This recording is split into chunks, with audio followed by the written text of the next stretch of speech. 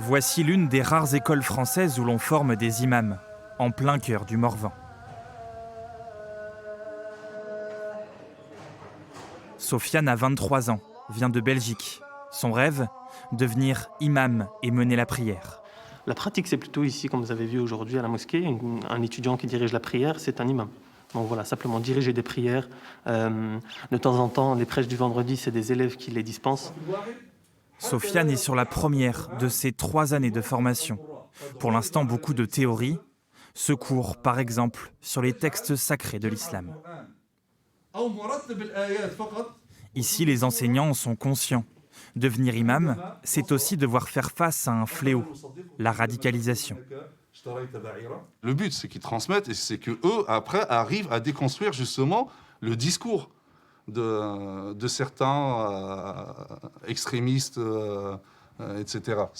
Le but, c'est que eux, plus tard, fassent ce travail-là dans les mosquées, là où ils vont enseigner, etc. Dans cet institut, 200 personnes apprennent l'arabe, prennent des cours de théologie. Ils viennent de France, de Belgique, du Royaume-Uni. Et dans ce cours de 3e année, on parle du Coran, mais aussi de l'actualité et des réseaux sociaux. Vous avez déjà vu un juge comme ça qui condamne quelqu'un sur Internet? Non. Tous arrivent à la fin de leur formation. Dans moins d'1 an, certains pourront devenir imams dans une mosquée française, avec toutes les difficultés qui en découlent. Malheureusement, des fois, on a des gens qui ne vont pas dans les mosquées. Ils vont sur Internet. Ils sont bourrés par des informations qui viennent d'ailleurs. Et des fois, ça peut dégénérer, arriver à des drames, quoi. Je suis formé convenablement pour pouvoir convaincre une personne qui a ces genres d'idées.